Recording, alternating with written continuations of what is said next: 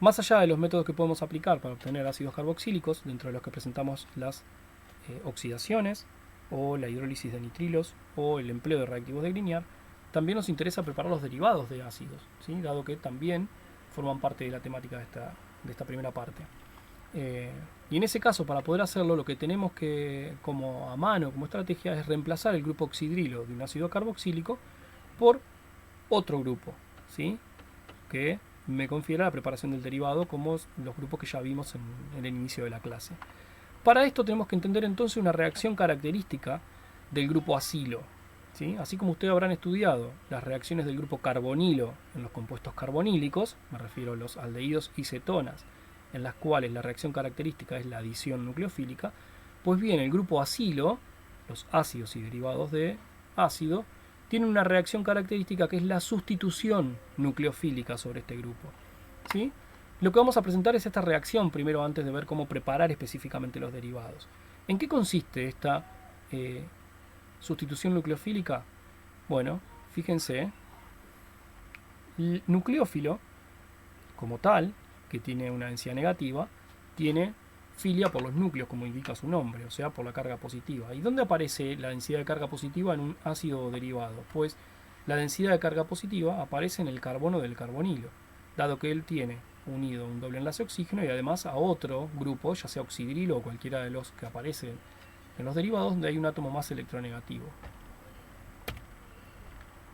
Esto produce, ¿sí?, que el nucleófilo, cuando tenga que atacar un ácido derivado, se va a enfocar en el carbono que tiene densidad positiva.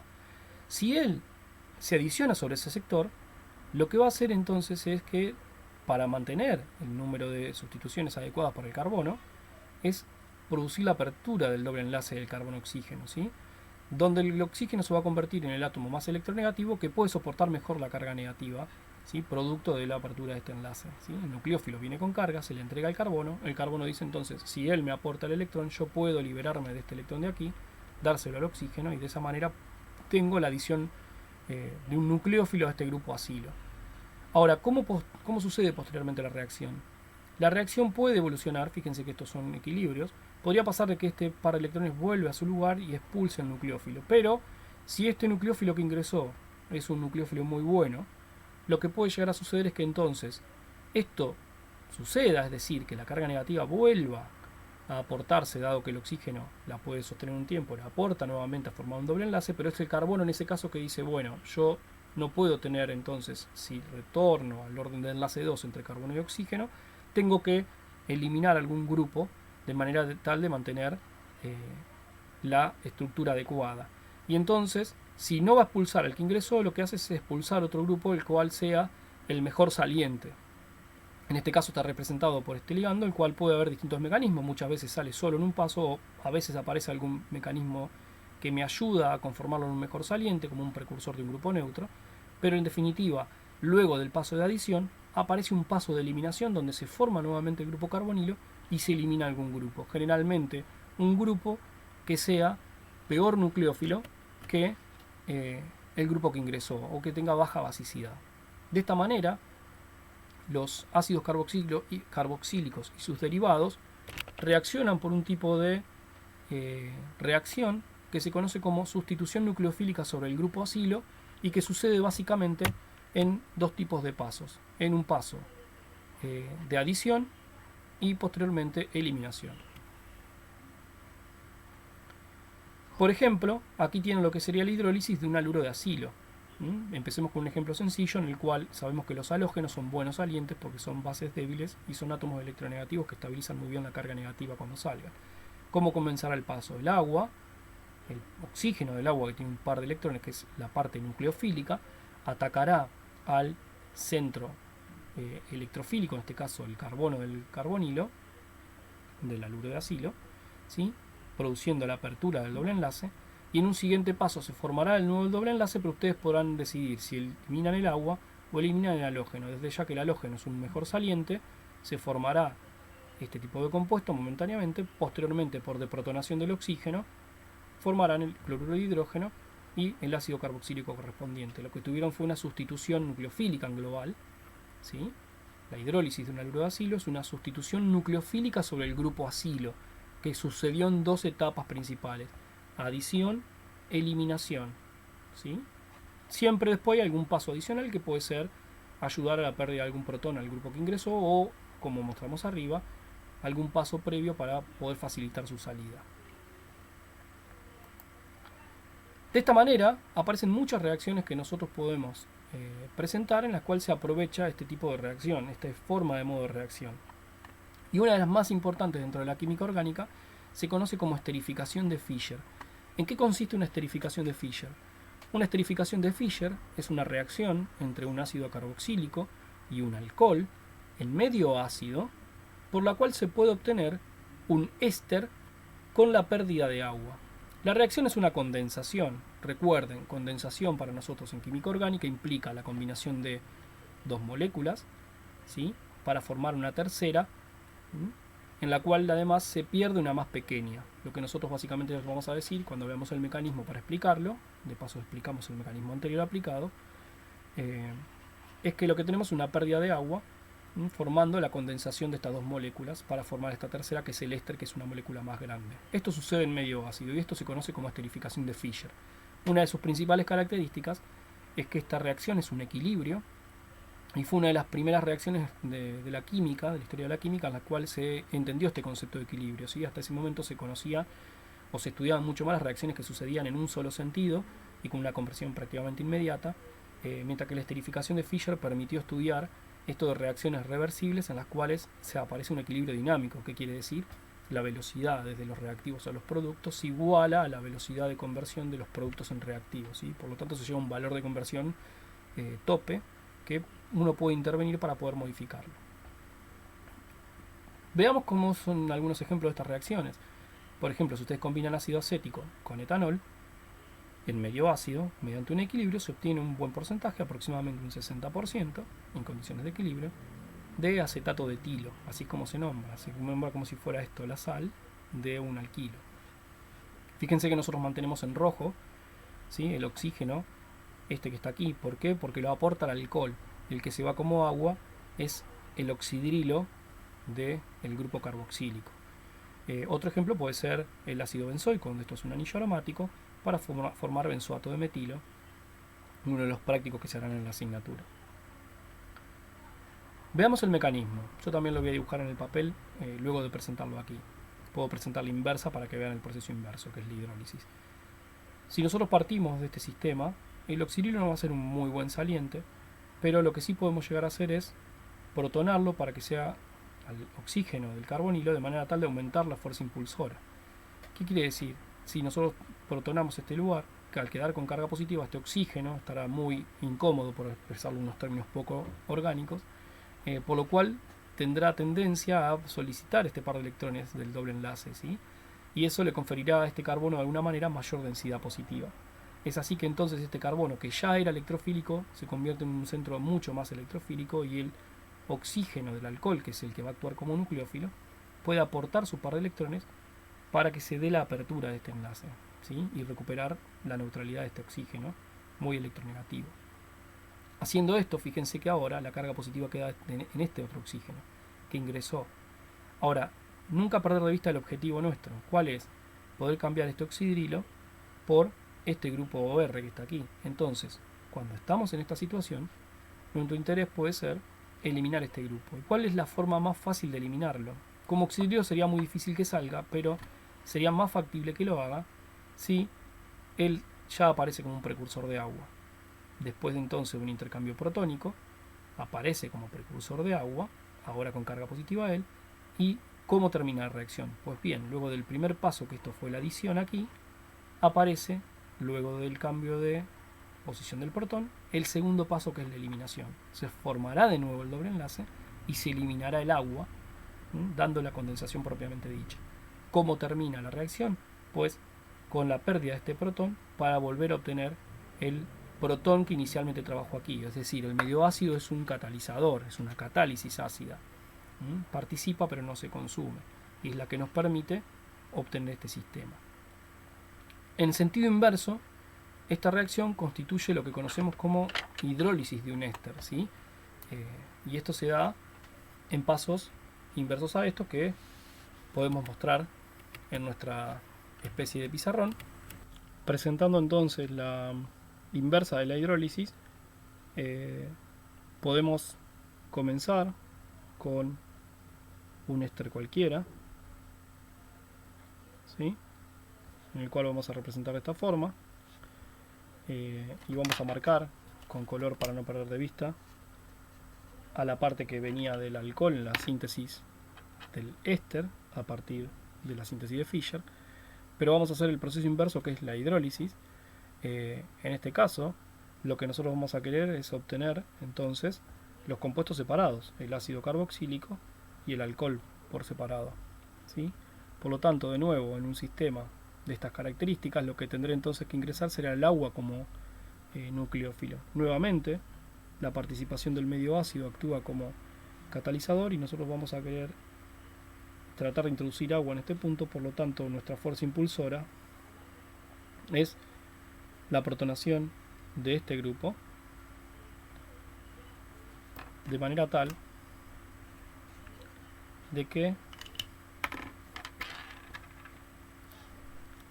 aumente la densidad positiva sobre este carbono. Lo podemos ver y se lo pueden encontrar en mucha bibliografía mediante esta forma, un equilibrio de estructuras resonantes entre esta estructura y esta otra, en la cual pueden ver claramente cómo la protonación sobre el oxígeno genera una mayor densidad positiva sobre el carbono del carbonilo, dado que el oxígeno de alguna manera reclama entonces este par electrónico, ¿sí? Al protonarlo y dejarlo positivo, el par de electrones este que está aquí, el doble enlace, entra en resonancia hacia el oxígeno, ¿sí? Dando una deslocalización de la carga positiva entre el oxígeno y el carbono, con mayor probabilidad de que se encuentre en este sitio, dado que el oxígeno más electronegativo tiene menor capacidad de soportar la carga positiva. O mejor dicho, o dicho de otra forma, el oxígeno es más electronegativo y tiende a tener más hacia él el par de electrones este que está aquí.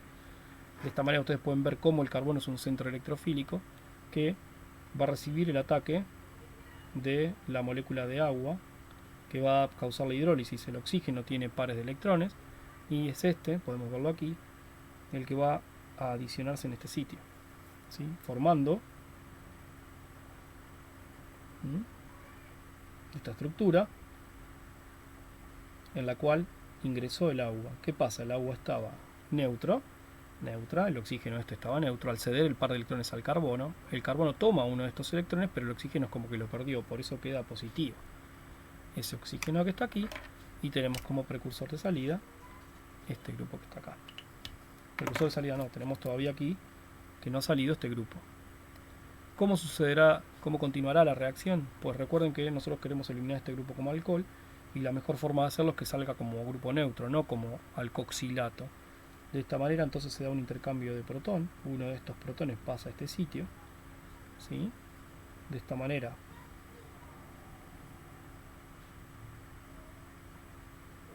tenemos esta estructura, donde aquí pasó el protón y este oxígeno queda positivo ahora.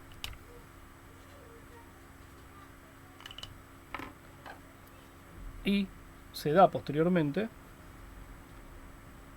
el paso de eliminación, en el cual se vuelve a regenerar el carbonilo, pero ahora sacando el otro grupo, ¿sí? Obteniendo así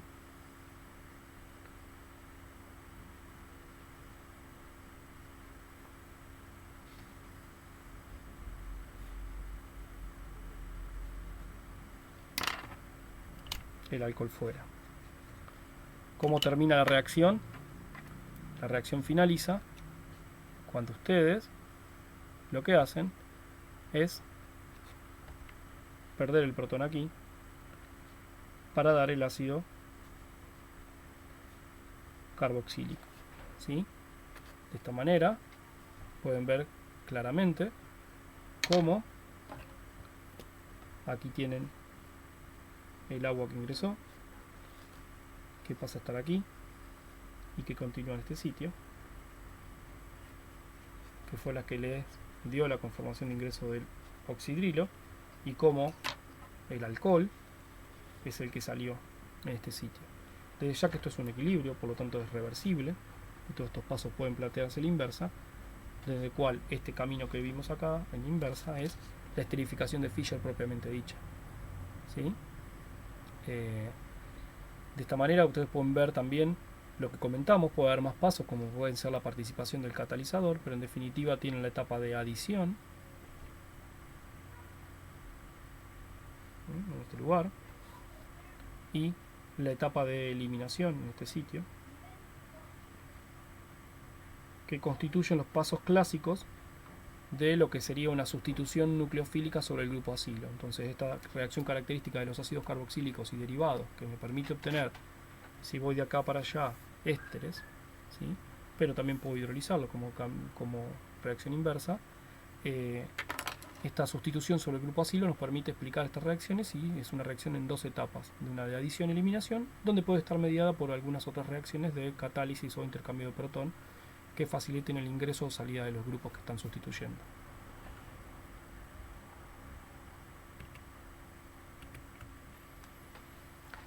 Continuando con las reacciones, podemos ver que estas reacciones pueden digamos, verse en moléculas que son disfuncionales, como por ejemplo un hidroxiácido, ¿sí? En este caso están en presencia de una molécula, si pueden fijarse es posición 1, 2, 3, 4, 5, en carbono 5, ¿sí? Tiene un grupo oxidrilo.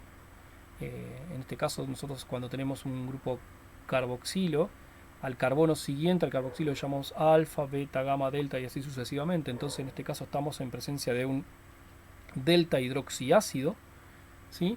Pero en definitiva tengo dentro de la misma molécula la función alcohol y la función ácido carboxílico. Quiere decir que cuando nosotros una molécula de estas características la sometemos a medio ácido, lo que podemos llegar a observar es la esterificación intramolecular para formar un éster cíclico. No hay que asustarse cuando uno ve este tipo de estructura, lo que tiene que analizar es la función. Entonces, en definitiva, yo tengo un ácido carboxílico y un alcohol. El medio ácido, ¿qué pasará? Se protonará el oxígeno del carbonilo. Este oxígeno entonces puede tener más chance de actuar como nucleófilo si la distancia a la que está ubicado se lo permite. Por eso elegimos una delta, un delta hidroxiácido y un alfa hidroxiácido. Si el oxidrilo hubiese estado aquí sería muy difícil que pueda hacer el ataque sobre este carbonilo. Al estar más lejos puede formar un anillo de 6 miembros. Fíjense que ataca, se produce la apertura. ¿Ustedes qué querrán sacar? Bueno, el OH del grupo carboxílico, que se irá como agua, entonces este protón se intercambiará para formar el precursor de agua. Se da la etapa de eliminación, se pierde agua y posteriormente el protón que ingresó como catalizador, formando un éster cíclico que se conocen como lactonas. Dada la distancia a la que está el carbono que contiene el oxígeno, se conoce como delta lactona y es digamos una estructura clásica que se forma en los hidroxiácidos que tienen esta característica, generalmente entre 5 y 6 elementos dentro del anillo que se forma. Pero entonces también podrán plantear la hidrólisis de este éster cíclico y en definitiva hay que aprender a ver estas funciones. Cuando ustedes ven un carbonilo, busquen alrededor si hay un oxígeno como estas características, entonces se darán cuenta si es un éster o si es un carbonilo como tal, cetona o no, y podrán ver qué tipo de reacciones pueden aplicarle. Veamos preparaciones de otros derivados de ácidos y ver cómo es un poco más fácil o útil de realizar estas reacciones. Uno de los derivados de ácido más importantes son los haluros de acilo. Entonces podemos preparar cloruros o bromuros de acilo con reacciones muy similares en las cuales los agentes que se utilizan son los mismos agentes que ustedes utilizaban en Orgánica 1 para preparar haluros de alquilo a partir de alcoholes.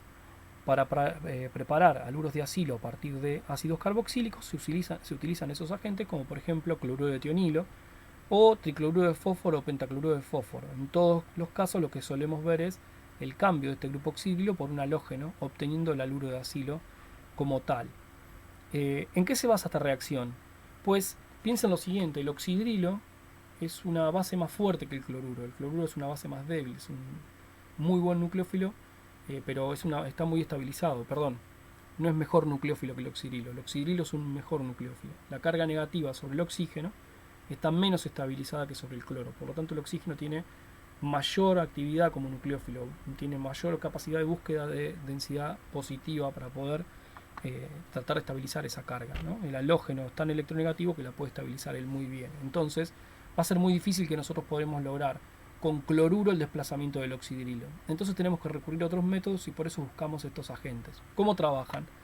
Pues la idea es la siguiente, es tratar de convertir este oxidrilo en un mejor saliente. ¿Sí? ¿Y cómo se hace eso? Pues por ejemplo el cloruro de tionilo lo hace de esta manera. Este azufre es muy parecido al carbono de un carbonilo. Fíjense que es un azufre que tiene doble enlace oxígeno, el oxígeno más electronegativo, entonces dejará a este azufre con densidad positiva, que encima tiene dos átomos de halógeno unidos a él, entonces tiene una gran densidad positiva. Dentro del ácido carboxílico, el oxígeno que tiene más capacidad nucleofílica es el del oxidrilo, que tiene dos pares de electrones libres. Entonces, un par electrónico hace un ataque nucleofílico, se produce la adición sobre este, ¿sí?, grupo, dado también esto mediado por la apertura del doble enlace, en forma parecida a lo que veíamos en los compuestos recién en los carboxílicos, para empezar a explicar su adición al carbonilo de un carboxílico. De esta manera ustedes tienen ya la adición, fíjense que quedan con el oxígeno positivo. Ahora miren lo que sucede después, adiciona y equivalentemente a lo que hace un carbonilo de un haluro de un derivado de ácido, es cerrarse nuevamente, o sea, poner en juego el par de electrones para eliminar otro grupo, o sea, un paso de eliminación. De esta manera, lo que se elimina es el cloruro que está aquí, pero fíjense cómo quedó el grupo, una vez que el cloruro toma el protón para lograr la neutralidad de la molécula. Lo que logramos es una especie de anhídrido, ¿sí? La diferencia es que en vez de tener un carbono acá, tenemos un azufre, ¿sí? Y fuera que quedó un halógeno como nucleófilo, pues ese halógeno, ese halogenuro, puede actuar como nucleófilo y se encuentra con este tipo de molécula en la cual existen átomos que tienen una gran densidad positiva. Principalmente ¿quiénes? El carbono y el azufre. Pero entre estos sistemas el que claramente está más desfavorecido es el carbono del carbonilo, ¿sí? Y entonces el haluro lo que hace es atacar selectivamente ese grupo, que ¿cómo reaccionará? Con la reacción que hemos visto, adición, eliminación, en la cual adiciona inicialmente y cuando elimina, ¿qué pasa? No va a eliminar un carbono, ahora vamos a ver por qué, y entre elegir eliminar el cloro como cloruro o este oxígeno como oxígeno negativo, la diferencia ahora es la siguiente, que como ustedes sustituyeron el hidrógeno, no va a salir como oxidrilo, va a salir como este grupo, puede irse como dióxido de azufre y halogenuro. Entonces la salida de esto como dióxido de azufre les favorece que el oxígeno no se va con carga negativa, quedando como consecuencia una base débil como saliente, que es este otro halogenuro equivalente al que ingresó. Entonces de esta manera, en definitiva, la estrategia a lo que apunta es tratar de convertir este grupo oxidrilo en algún grupo que sea un mejor saliente que pueda resistir el ataque de un cloruro. Si ustedes hacen un ataque con un cloruro directamente acá, no va a suceder nada, ¿sí? El agente este les permite convertir el oxidrilo en este grupo, que en este caso es un cloro sulfínico, un anhídrido, que sí puede ser atacado por un cloruro porque va a eliminar un grupo fácil de sacar como dióxido de azufre. El oxígeno va a ser fácil de sacar. De esa forma entonces pueden lograr el cambio de oxidrilo por cloruro en definitiva, ¿sí?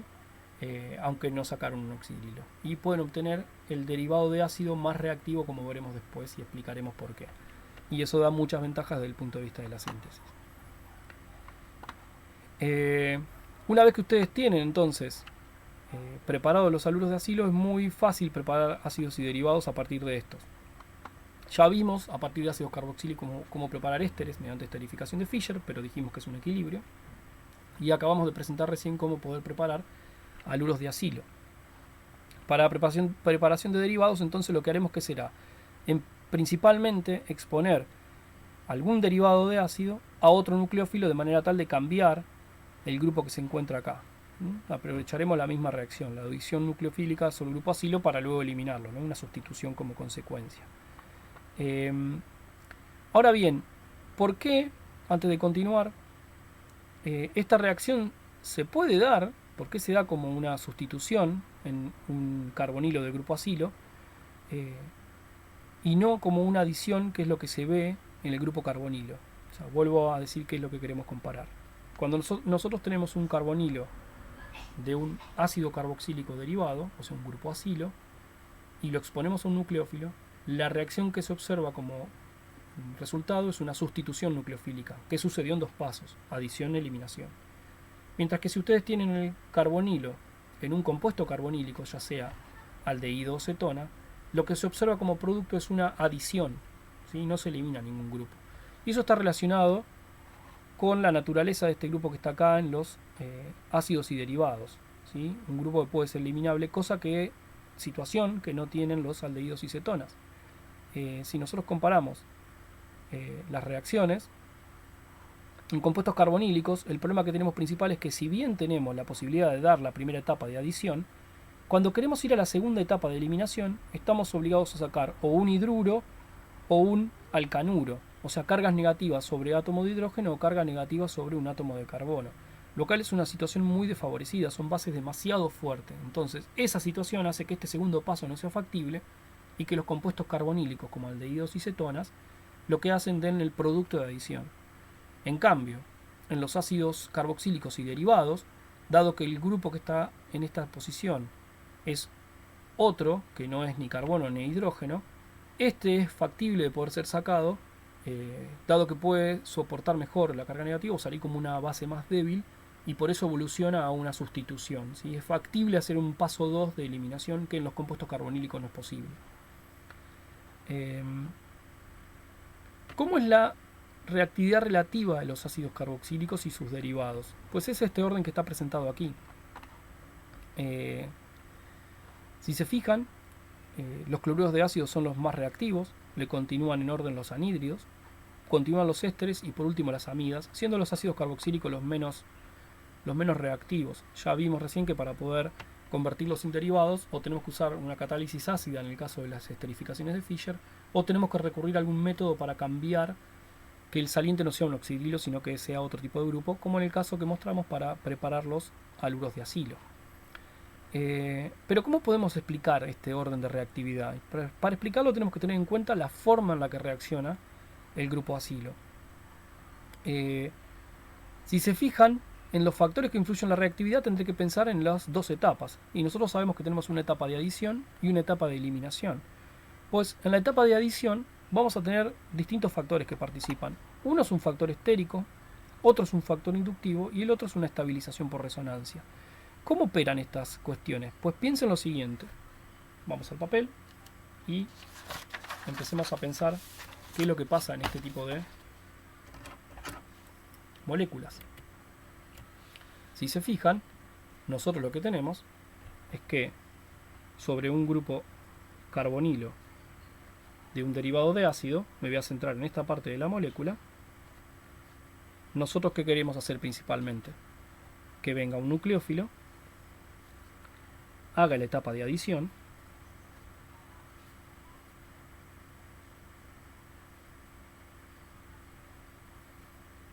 y posteriormente se dé la etapa de eliminación, dando como resultado el intercambio de nucleófilo. Entró un nucleófilo, salió otro, el resultado es una sustitución en dos pasos, adición, eliminación. Entonces estamos pensando en esta primera etapa, en la adición. Dijimos distintos factores. Un factor que mencionamos fue el factor estérico. ¿El factor estérico a qué se refiere? Que cuanto más grande sea este grupo que está aquí, más difícil va a ser para el nucleófilo ingresar. Entonces, un solo átomo va a tener menor impedimento estérico que un conjunto de átomos. Eso es por empezar. Y el otro factor que nombramos es el factor estérico. Y el otro factor que podemos mencionar medio rápido de analizar es el factor inductivo. ¿Qué queremos pensar en un factor inductivo? De nuevo, si yo tengo esta reacción y la miro, la primera etapa, que es la adición, depende principalmente de un ataque nucleofílico sobre un centro electrofílico. Entonces, en definitiva, cuanto mayor sea la densidad positiva de este centro, ¿sí?, mayor densidad positiva en este centro de átomo de carbono, más fácil va a ser para el nucleófilo atacarlo. Lo va a ver más fácil, ¿sí? Entonces, en definitiva, por el factor estérico, L pequeño favorece la reacción. Y en el factor inductivo, ¿sí?, L electronegativo también favorece la reacción, ¿sí?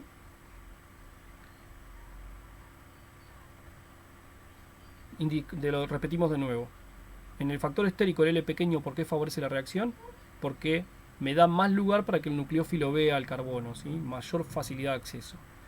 Desde el punto de vista inductivo, un L electronegativo hace que haya mayor pedido de electrones en este lugar.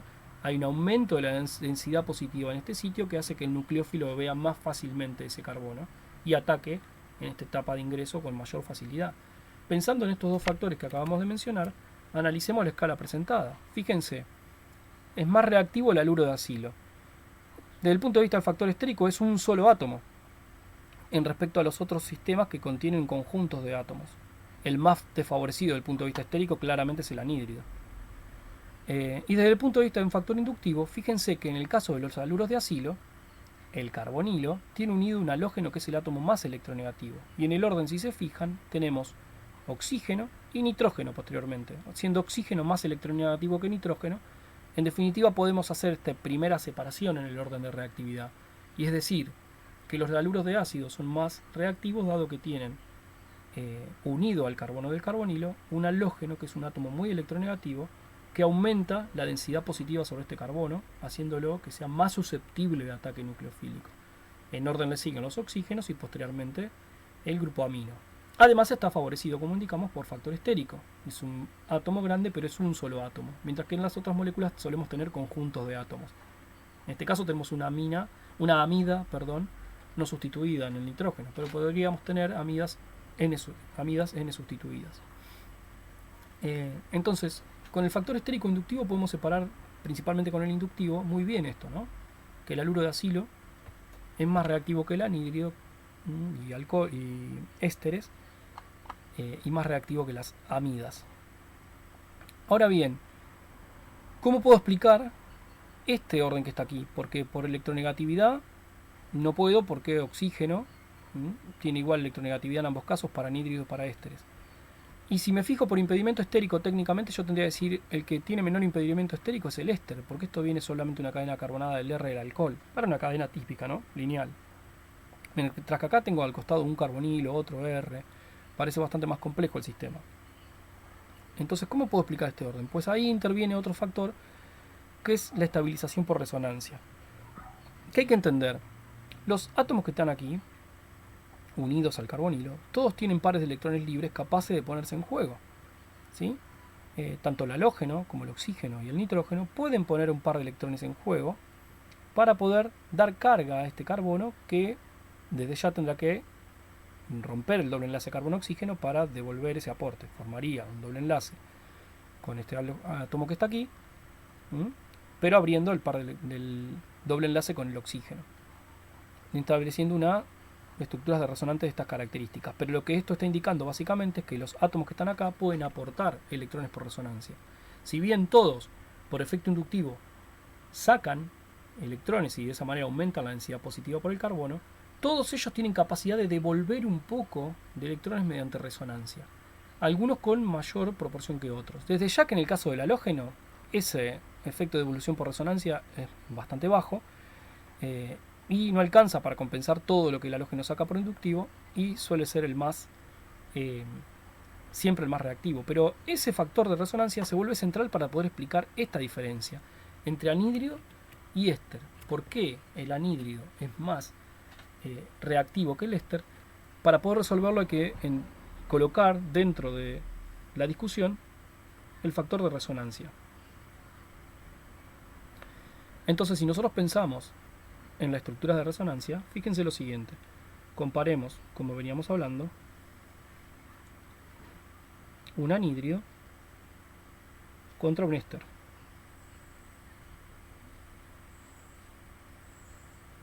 Pongamos esta cadena para comparar. Pensemos que lo que vamos a hacer es atacar a este carbono que está aquí, que es un carbonilo. En este caso podría ser cualquiera de los dos, ya que son equivalentes, con un nucleófilo. Claramente el nucleófilo, si tiene que venir, si es un solo nucleófilo y tiene que atacar a alguno de ellos dos, tendrá que atacar a quién, a la molécula que sea más fácil de atacar. Ya vimos que si es por una cuestión de inductivo, estos átomos son parecidos, son iguales, entonces el factor inductivo sería similar. Por factor estérico estaría un poquito más favorecido él. Ahora, ¿por qué es más reactivo este grupo? Pues aparece un factor resonante. Fíjense lo siguiente, este oxígeno que está aquí, cuando tiene que trabajar en resonancia, tiene un problema, Y es que él puede o darle la carga a él y devolverle completamente, ¿sí? Como posibilidad, conduciendo a la obtención de este tipo de estructura.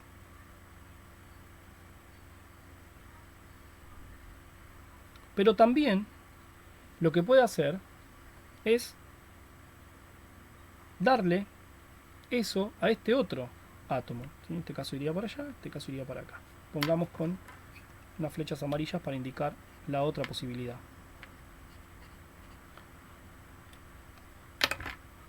Llevándome a este otro caso.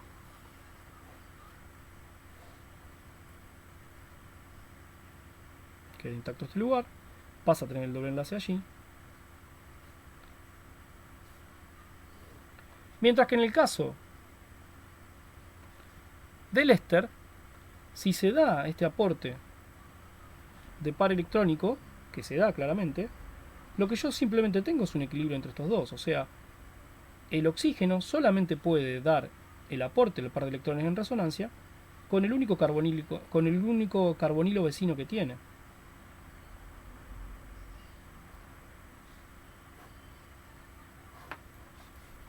¿Sí?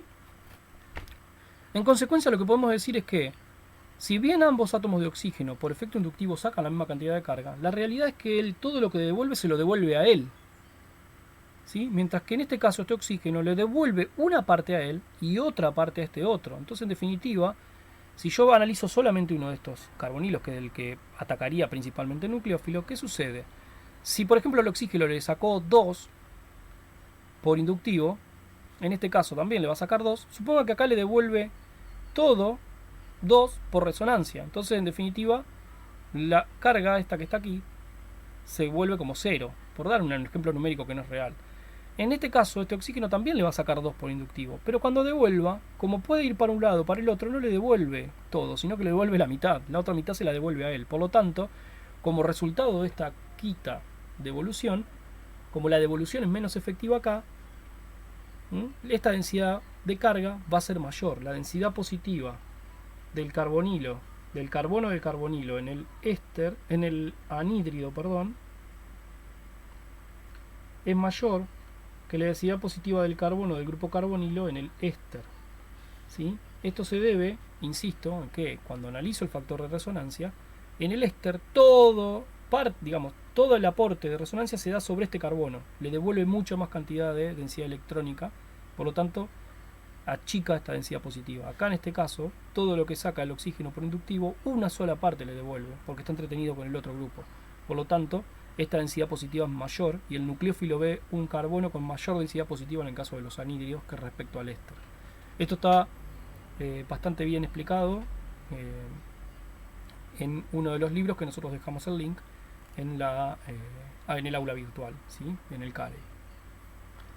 De esta manera, lo que acabamos de analizar fue el orden de resonancia este que está aquí desde el punto de vista de la adición, de la etapa de adición recién, ¿sí? Nos fijamos que estos átomos son más electronegativos, el primer orden en el que están separados, que eso no alcanza para dilucidar qué pasa entre anhídridos y ésteres, ¿sí?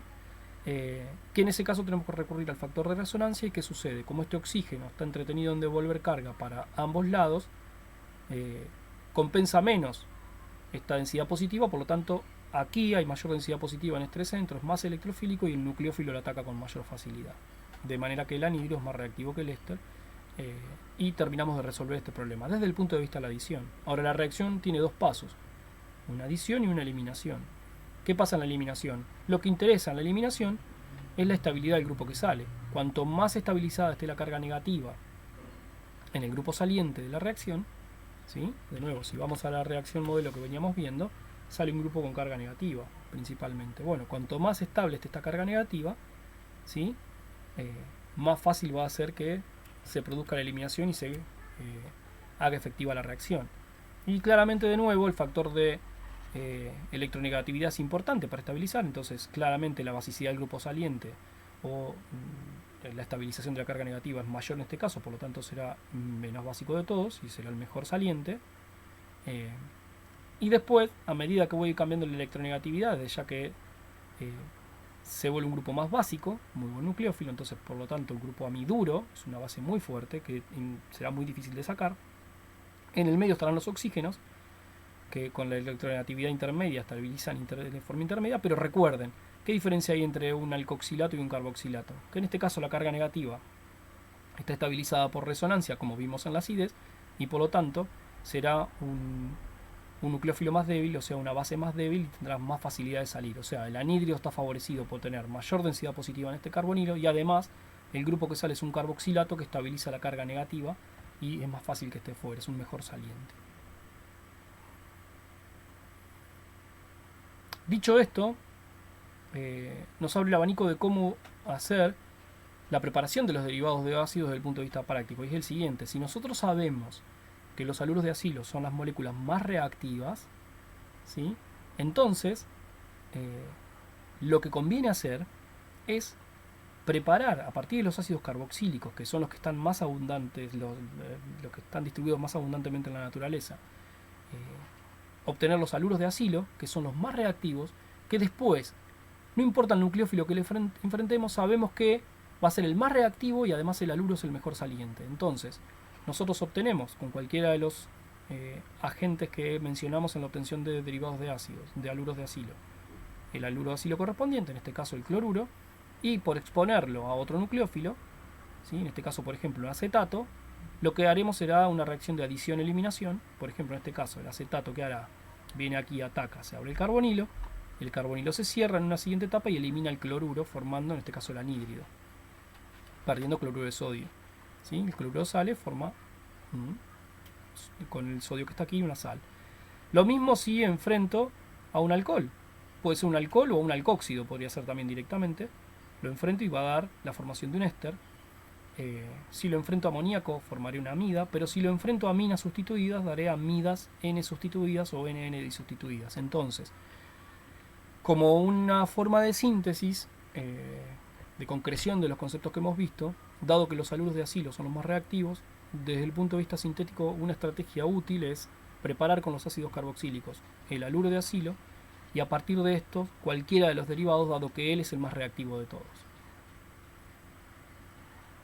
En cuanto a la formación de amidas, es interesante mostrar el mecanismo, que ya lo conocen. Generalmente se trabaja con mínimo 2:1 la relación. ¿Por qué? Porque el primer nitrógeno, ya sea de amoníaco o de otra amina, por el par de electrones hace el ataque nucleofílico sobre el carbono del carbonilo. Este se abre, ¿sí? Y posteriormente lo que sucede es una etapa de eliminación para dejar el cloruro, que es como saliente. Pero fíjense la particularidad: uno de los nitrógenos que está fuera de amina funciona como base, es una propiedad que veremos en la clase que viene, la basicidad de las aminas, toma el protón y forma una sal de amonio, ¿sí? Por lo tanto se utiliza un mol para que ingrese en la molécula y otro mol mínimo que participe actuando como base, sacando el protón en la última etapa para formar la amida neutra, ¿sí? Entonces por lo menos estas reacciones hay que hacerlas en relación haluro de acilo 1, amina 2, en relación molar 1,2. Otra de las reacciones que es interesante analizar es la hidrólisis de ésteres en medio alcalino. Nosotros trabajamos la hidrólisis de ésteres en medio ácido, trabajada como la inversa de la esterificación de Fischer, la cual era, recuerden, una reacción de equilibrios y de obtención de ésteres por combinación de ácidos carboxílicos con alcoholes en medio ácido. Pues como es un equilibrio, su inversa es la hidrólisis en medio ácido y es lo que tratamos.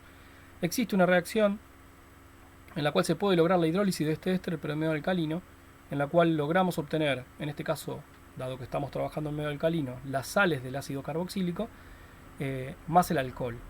Fíjense que es una reacción que no es reversible. Esto está indicado con esta flecha que va solamente hacia derecha. Esto es una gran diferencia con la reacción previa que vimos, y da como producto, dependiendo de la longitud de esta cadena, si esta cadena es bastante larga, podemos obtener un tipo de sales de ácidos carboxílicos que se conocen como jabones, temática que veremos en la parte de lípidos. Esta reacción es muy importante para la temática de triglicéridos.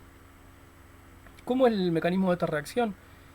Pues como estamos trabajando con derivados de ácido, ya sabrán que será una sustitución nucleofílica sobre el grupo acilo, que serán dos etapas, una etapa de adición y una etapa de eliminación. En la etapa de adición, El nucleófilo, en este caso el oxidrilo, es quien ataca a la densidad positiva del carbono del carbonilo, que es el centro electrofílico, dando la apertura, ¿sí?, del doble enlace carbono-oxígeno, soportando la carga negativa sobre este último átomo, y posteriormente dará una etapa de eliminación en la cual se vuelve a formar el doble enlace carbono-oxígeno, eliminando uno de los grupos, en este caso, como estamos hablando de una hidrólisis, el grupo que formará el alcóxido. Lo cual nos genera una pregunta, si es, anteriormente explicamos que tratamos de hacer cambios en los grupos que están sustituyendo en los ácidos o derivados para tratar de lograr mejores salientes. Sin embargo, acá está saliendo una base bastante fuerte como es el alcóxido. Y esto lo explicaremos más adelante. En la reacción, en su último paso, que es el paso realmente irreversible, es un equilibrio ácido-base en el cual la base más fuerte quita el protón para generar una base más débil, que es la que está estabilizada por resonancia, que es el carboxilato, generando así la sal del carboxilato de sodio más el alcohol. ¿Cómo podemos ver distintos aspectos? Bueno, el primero es comparar con la esterificación de Fischer, en realidad con la inversa de la esterificación de Fischer, y es que al no tener medio ácido, no está el primer paso en el cual aumentamos la densidad positiva sobre este carbono mediante la protonación. Eso no es posible aquí, pero ventaja en este caso, en el medio alcalino, es que el nucleófilo que utilizamos ahora no es neutro, no es agua, sino que es oxidrilo, por lo tanto es un nucleófilo más fuerte que atacará este centro electrofílico con facilidad. Para explicar en cambio la salida de este grupo básico, tenemos que recurrir a entender cómo es la coordenada de reacción, ¿sí?, el diagrama de energías de reacción de este sistema para poder explicarlo. Y es interesante compararlo con la reacción SN2 que ustedes estudiaron en el curso previo. Si nosotros analizáramos esta reacción, por ejemplo, un éter frente a un oxidrilo, estaríamos pensando que para poder cambiar este nucleófilo por este otro, en un paso de reacción, pasando por este estado de transición que es pentacoordinado, se tendría que estar formando un enlace mientras se rompe el otro, ¿sí?, para generar estos productos, donde claramente estoy generando una base mucho más fuerte que la que ingresó. De esta manera, si comparo con lo que vimos recién en saponificación, sabemos que la saponificación es una reacción que sucede en dos etapas, donde hay primero una adición y una posterior eliminación, ¿sí? Particularidad que tiene es que este grupo se pierde en un paso exotérmico, y eso es lo que explica por qué puede salir este grupo con facilidad a comparación de este tipo de reacción en el cual claramente va a ser una reacción de tipo endotérmica, porque estoy tratando de llegar a un tipo de producto que está en estado de energía mayor. Comparando entonces las coordenadas de reacción con los diagramas, los diagramas de energía de estas reacciones, podemos ver lo que comentamos. En la reacción SN2, nuestro estado de transición, que está situado en el máximo, ¿sí?, del perfil de energía, vemos una reacción de un solo paso correspondiente a la SN2, partimos de un estado de energía y llegamos a los productos en un estado mayor de energía, por lo tanto tenemos una reacción claramente de tipo endotérmica. Sin embargo, cuando analizamos cómo es este tipo de diagrama para la saponificación, lo que nos encontramos es que, si bien para llegar a nuestro intermediario de reacción, dado que tenemos una reacción de mínimo dos etapas, adición, eliminación, ¿sí?, la adición sucede en esta primera curva, llegamos al intermediario, cuando se elimina, ¿sí?, el grupo que está aquí, que va a salir como alcóxido, lo que tenemos es que llegar a una situación de productos que están más estable que el intermediario propiamente dicho, lo cual hace que entonces el grupo se elimine en un paso de tipo exotérmico. Pero además, comparando el tema del estado de transición, sabemos una cuestión que es la del postulado de Hammond, y es que el estado de transición se parece, desde el punto de vista de la estructura, al intermediario más cercano en energía. Quiere decir que cuando nosotros llegamos al estado de transición, esta estructura es muy parecida a la que teníamos en este punto, casi que se está rompiendo el enlace en una estructura muy similar, de manera tal que es bastante favorable poder evolucionar hacia el sistema rompiendo el enlace, ¿sí? Mientras que en este caso, si ustedes se fijan, el estado de transición tiene que ser más parecido a los productos, el cual sabemos con el cual que necesitamos invertir energía para poder llegar. Entonces, estos dos factores, el que se pierde un paso exotérmico, pero que además el estado de transición sea parecido a los reactivos en la saponificación, hace que esté favorecida la salida de este grupo fuertemente básico.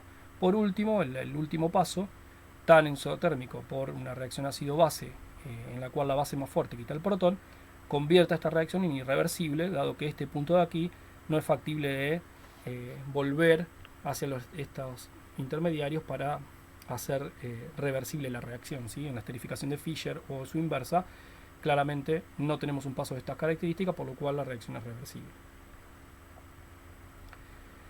Por último, una reacción muy interesante de presentar es la que se conoce como Hell-Volar-Zelinsky. En la reacción de Hell-Volar-Zelinsky, lo que se hace es poder cambiar el grupo oxidrilo, perdón, es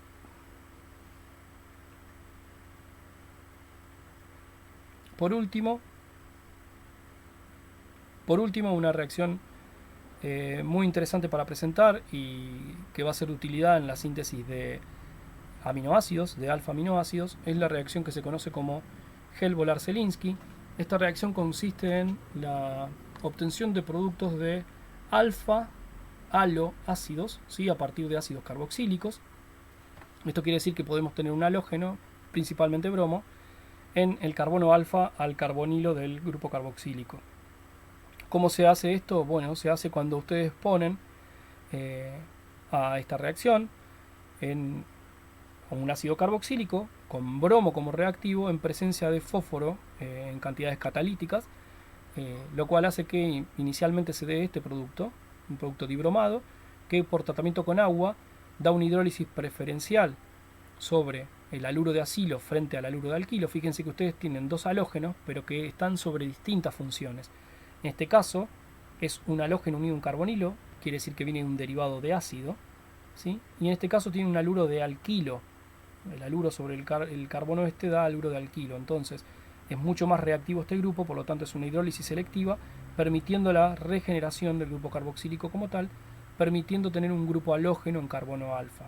Como les dije, esta reacción va a ser muy interesante de aplicar para la síntesis de aminoácidos, dado que intentaremos cambiarlo posteriormente por un grupo amino aquí y obtendremos alfa aminoácidos. También es interesante marcar que no la confundan con la obtención de haluros de acilo cuando trabajen con tribromuro de fósforo en cantidades reactivas 1 a 1. ¿Sí? Acá lo que es reactivo es el bromo y el fósforo está en poca cantidad. Cuando ustedes trabajen en el empleo de esta reacción para sintetizar derivados de ácido, por ejemplo bromados, entonces insisto, no confundan el tratamiento de, por ejemplo, una cosa es hacer reaccionar esta molécula para obtener este compuesto, donde se utiliza tribromuro de fósforo propiamente dicho, y otra distinta es trabajar, ¿sí?, con bromo como reactivo principal en presencia de fósforo para obtener el primer producto, que será este que está aquí. Permítanme cambiar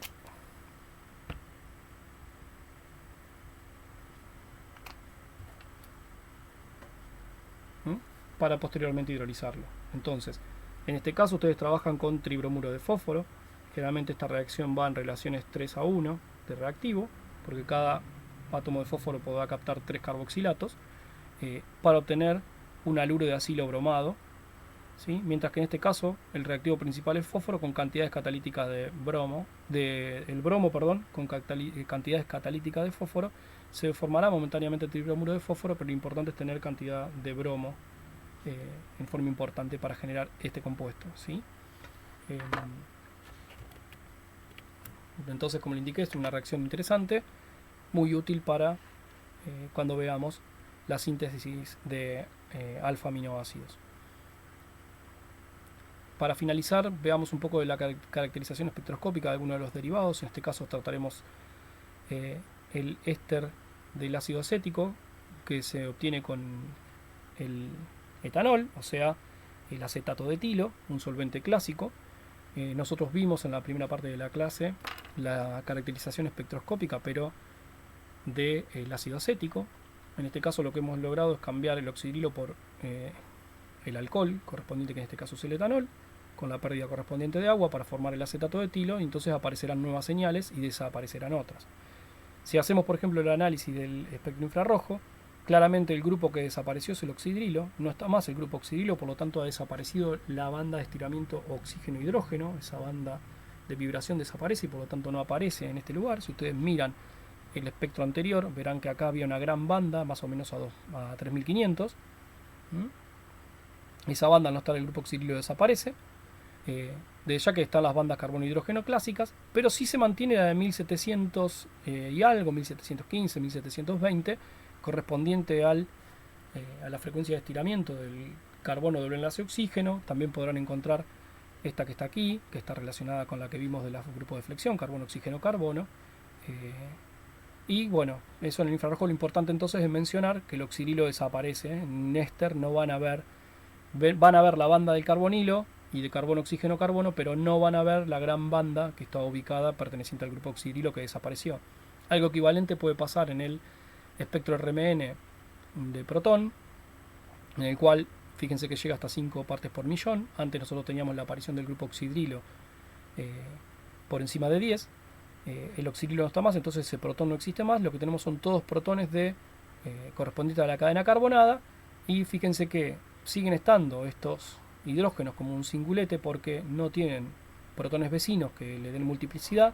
Así que será una señal singulete con integración 3, ¿sí? En 2 ppm como lo veíamos antes, en 2 partes por millón. Pero aparecerán grupos con distinto tipo de grado de desprotección, en el cual estos dos hidrógenos que están marcados en rojo, los del grupo metileno, tienen 3 vecinos, por lo cual aparecerán con multiplicidad 4, ¿sí? Que ve claramente aquí, pero más desprotegidos porque están directamente unidos al oxígeno, que los metilos que están acá, que van a estar bastante protegidos y aparecerán más o menos en 1.2 partes por millón, como triplete debido a tener 2 vecinos, ¿sí? Desde ya que estos hidrógenos estarán más desplazados porque al estar al lado del grupo carbonilo estarán más desplazados que estos que tienen un grupo vecino metileno. Como les indiqué antes, cualquier cosa podemos tratar aspectos relacionados con las espectroscopías en otro momento, en un apartado particular. Y para cerrar, a nosotros nos gusta tratar de llevar de a poco la temática hacia cuestiones de aplicación. En este caso les traigo los ácidos del vino, los cuales son interesantes de ver y ustedes pueden buscar y leer, en los cuales en distintas etapas de su producción se pueden ver mayores concentraciones de estos, también dependiendo del tipo de vino y proceso, pero para que tengan en cuenta que son interesantes porque le confieren distintos tipos de características. Hay algunos que están presentes directamente en los racimos, en la uva, y que le aportan cierto tipo de características, como puede ser el tartárico, pero a medida que va evolucionando van apareciendo otros. Es interesante mostrar que ustedes ya han trabajado con el tartárico, ¿sí? Que muchas veces se conoce como racémico, dado que a partir de este tipo de ácidos, y también estudiados en la producción del vino, se pudo determinar estas cuestiones de los diastereoisómeros. Esto lo hizo Pasteur separando cristales a mano. Si no conocen la historia, les invito a que puedan leerla, pero en definitiva fueron interesantes dado que ellos durante la producción del vino vieron que se acumulaban cierto tipo de cristales. Cuando los vieron y separaron a mano estos, se pudieron encontrar distintos tipos de características y encontraron estas cuestiones de ácidos enantioméricos y la relación de estos de compuestos racémicos que cuando estaban en igual cantidad formaban el racemato. Esto es soluciones que tienen cantidades iguales de los enantiómeros que no tienen actividad óptica. Pues bueno, fue estudiado principalmente a partir de las propiedades de estos ácidos racémicos presentes en el vino. Pero bueno, después pueden aparecer otro tipo de compuestos como el málico, que está con mucha presencia en el mosto. El mosto es ese preparado que se obtiene del prensado de la uva y que le confiere mucha acidez, que tiene mayor presencia en vinos blancos que en menor cantidad en los tintos. También aparece ácido cítrico, ¿sí? Que dan ciertas características, sobre todo frutales, a los vinos que lo contienen. Pero después aparecen también, por evolución de estos, a medida que se va produciendo el vino luego de la obtención del mosto, de otro tipo de ácidos con mayor grado de oxidación, a medida que va asentándose el vino, que empiezan a dar distinto tipo de complejidad y que posteriormente en los procesos de fermentación aparecen otro tipo de producciones de distintos tipos de ácidos que le van confiriendo distintos tipos de características al vino y conformando la complejidad que tiene su sabor. Entonces pueden comprender acá, a partir de esta temática, que más allá de estudiar los caminos de su síntesis y propiedades, los ácidos carboxílicos están presentes en muchos de los alimentos y otro tipo de sustancias que nosotros usamos habitualmente, que confieren distintos tipos de características, y conocerlos apunta a poder dominar este tipo de aspectos. Por último, me parecía interesante presentarles una discusión que se da muchas veces y es eh, ciertos problemas que pueden darse por la aparición de benceno en algún tipo de alimentos, principalmente aquellos que tengan ácido benzoico, el cual se utiliza en muchas bebidas, sobre todo como conservante, y si quedan restos de metales, estos ácidos benzoicos pueden perder el grupo carboxílico como dióxido de carbono y generar benceno, el cual es cancerígeno. Entonces, es interesante tener en cuenta que este tipo de temas está cada vez más en discusión.